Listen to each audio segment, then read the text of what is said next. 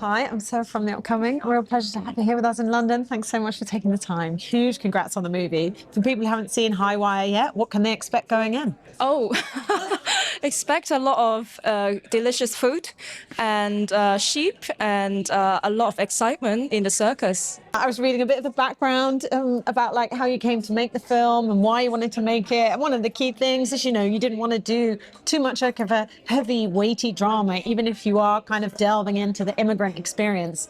So maybe you can talk a bit about the inspiration behind the film, but what you wanted to achieve with it too. Definitely. So as a kid, I was always drawn to comedy, especially Stephen Chow's very slapstick, silly comedy on TV. Because growing up, my working class family didn't bring me to any cinema, so that's my first taste of entertainment, which is through TV. And I thought that was such an amazing thing to do. So I always try to be the most funniest person in class and put on plays that make people laugh, and want people to come up to me and tell me that was funny. So that's like my thing. So when I first got the chance to make Highwire, I really wanted it to be funny, some funny elements, but at the same time, don't forget how hard it was for me myself to come to this point to make a film. So I thought that's a perfect opportunity to talk about everything I want to talk about. And if you want to say a bit about your casting process, and I guess finding someone for your protagonist who could sort of nail the tone and the beats, but also the linguistic challenges, rollerblading, I don't know. Was it in 1899 that you saw her? Yeah, first? Definitely. The casting was very difficult, I had to say, because I didn't know I wrote such a difficult character to cast. I thought about, oh shit, now it's too late to change the whole script, because I wrote this person who can rollerblade in a tight space and in the takeaway, and also dance and also speak both language. So it was hard, and I did go out of my way to find people who are not even, I was trying to role casting myself, but being a low budget feature film, we don't have the luxury to do role casting because these things take years or months at least. So I tried my personal contact and network, and my co-writer Jackie Lam, he's also an actor himself, and he did try to cast a net wise, but we didn't get that many tapes back. And then also I need someone who just need to nail the both language and also dance. It's just very hard. So when I first got Izzy's tape, I was like, oh my God, she got it. she did both scene in both Cantonese and English really well. And also she gave me something new I didn't expect, because sometimes if the tape came back similar to what I thought, but not quite, then it's kind of, okay, maybe not. But she kind of gave me something I didn't imagine. So I think there was a very subtle moment. I think I was obsessed with her. So that's a bit creepy to tell you next to you. But yeah, I think any director need to like their lead, right? And I think the camera loves her. That's the most important thing. And I'm the first audience. So unspoken charm she has. And for you, Isabella, I mean, yeah, maybe it felt like you were just meant to play this role, the fact that you fit it like a glove. But what was it also about Calif's kind of vision and concept for the film that really drew you in? At the time that I got the casting, I hadn't spent too much time in the UK yet, but I was beginning to view it as sort of a second home. And I maybe similar to you when you were casting, just felt like, what are the chances that there is a role that is so specific about this British-born Chinese girl living in the UK and wanting to find that creative freedom. It wasn't necessarily similar to my experience because I had grown up in Hong Kong, but it was a story that I think definitely needed to be told more. And the element of the circus was something that really, really shocked me and excited me as well. It was something that was so different and isn't seen a lot in film anymore, or anywhere really in terms of publicity. So yeah, I thought it was an amazing opportunity, especially to work with the director from Hong Kong and feel a little bit of home while we were shooting in the UK.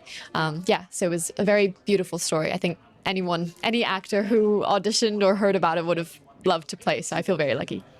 And to bring you into the conversation as well, what kind of conversations did you have about the look and feel of the film? What were some of the challenges and maybe capturing that?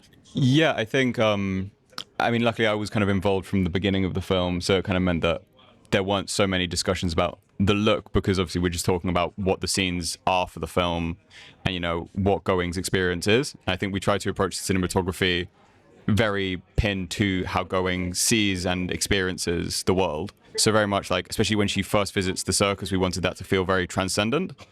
And I think we were on holiday once in Barcelona. We went to the La Sagrada Familia, and just the way it felt in there and the light coming through the stained glass windows, we kind of knew that, yeah, we wanted to feel almost like a religious experience when she first visits the circus. And then obviously then that contrasts very heavily to her day-to-day life, which is a lot more, you know, mundane and static and, you know, grey. And in the making of it, did you have some favourite moments?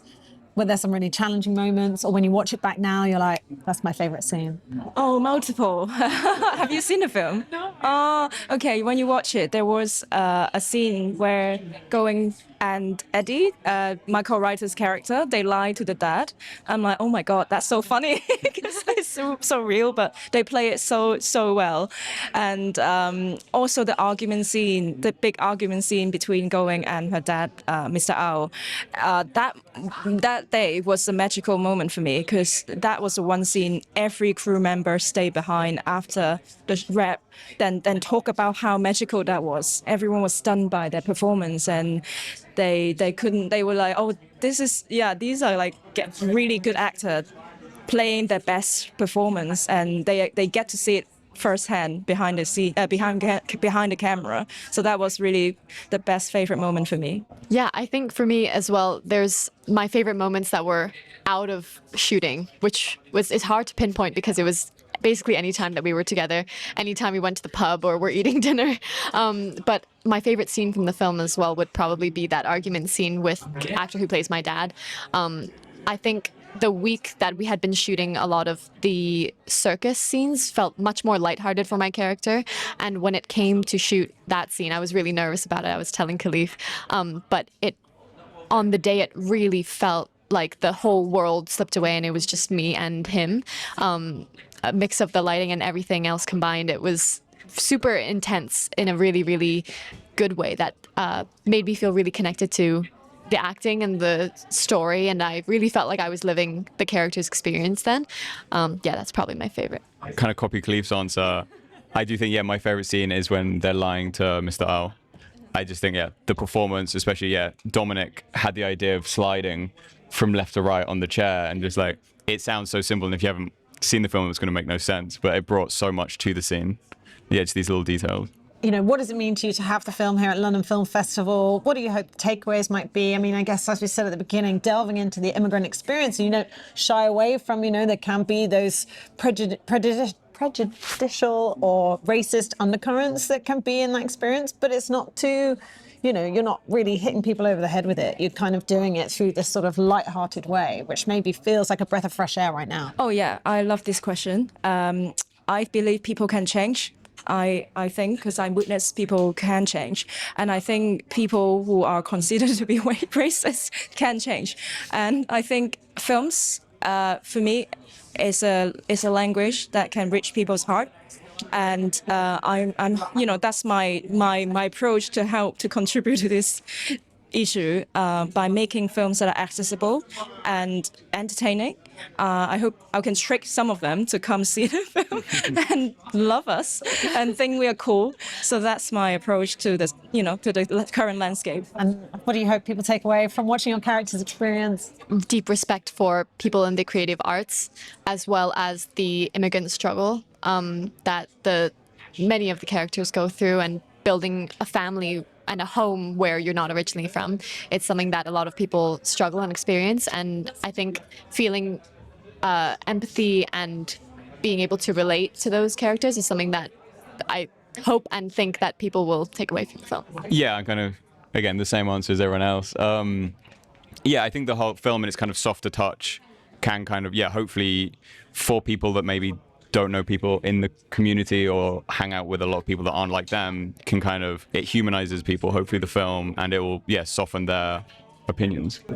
Amazing. Well, thanks so much for sharing all that with me. Huge congrats on the movie. I cannot wait to see it now. Thank you. Cheers.